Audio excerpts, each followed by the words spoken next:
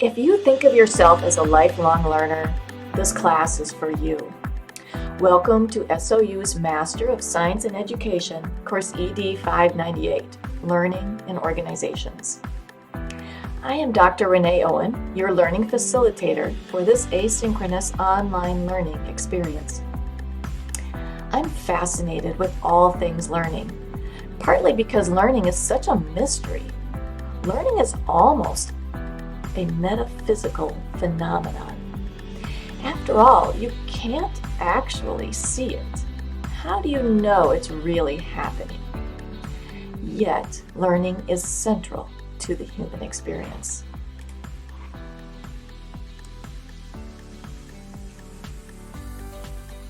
I have a friend who's a neuroscientist, and he tells me that our brains are constantly scanning for two things that it's always asking itself. Am I safe? And am I learning? I find this very important. This means our brain craves constant learning. So of course, most human learning, in fact an estimated 70 to 80%, occurs outside of school or any formal classes or formal trainings. Most of our learning is informal. In ED598, we are going to take a close look at how adults learn informally within the specific context of organizations. When humans work together toward a common aim, which is exactly what we are doing in our businesses and organizations. It's a great opportunity for each of us as individuals to learn. We learn a lot just from communicating with one another. In this class, we will learn how to create conditions in our organizations that help people learn more in those situations.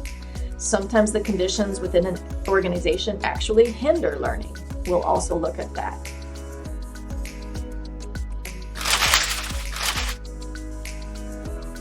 In this class, we will also be taking a look at how organizations as entities can learn. Think of an organization as one organism, big plant. When the conditions are optimal for learning, it's called a learning organization. That's what we'll be studying.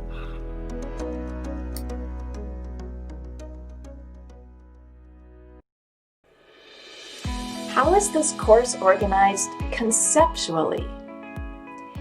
This is an experiential course. Therefore, there are some things about this course you may find unusual. You can think of the work in this course in widening concentric circles.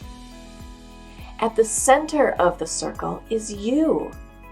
A lot of the reading and activities in this course are about your own self-development. To become more self-aware, for example, you will be keeping a journal and really paying attention to uncovering unconscious assumptions in your own thinking in order to think more expansively and inclusively. The next layer of the circle is your relationship with others. You will be setting aside some time to work synchronously with a small group, a triad or a quad of other classmates, to practice using a form of communication called nonviolent communication, also called compassionate communication. The third wider layer is the organizational layer. At this level, you will be experimenting with some of what you learn in this class within an organization or a business you work in. You will also be paying close attention to the conditions in your culture at your organization to see if they are optimal for team learning and how you can be influential in developing your organization. Finally, we will learn about systems and looking at the larger systemic forces that affect how we see the world. We have to be aware of how these forces affect our organizations and ourselves.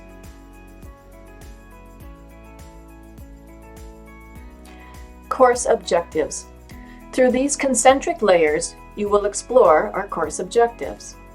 After an introduction in week 1 to the key theories and best practices of a learning organization, you will notice that the course generally moves from the inner circle to the outer, as we have to understand ourselves before we can understand others and the systems around us. So then in weeks 2 through 5, you'll learn to integrate objective and compassionate and inclusive communication into one's personal relations. Week 3 through 6, evaluate effective team dynamics that foster a shared vision through team learning. And then finally, at the end of the course, being able to create plans to holistically improve an organization. Thinking about our course objectives leads us to 3 essential questions. How does working on my personal self-awareness, interpersonal skills, and systems thinking improve the organization I work at? And then how can a learning organization's systems and culture in turn help me as an individual to learn?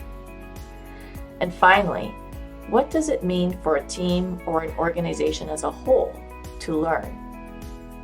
In short, we're exploring how individual consciousness contributes to collective consciousness, and vice versa. How does collective consciousness contribute to my individual consciousness? And finally, how can we create conditions that are optimal for everyone?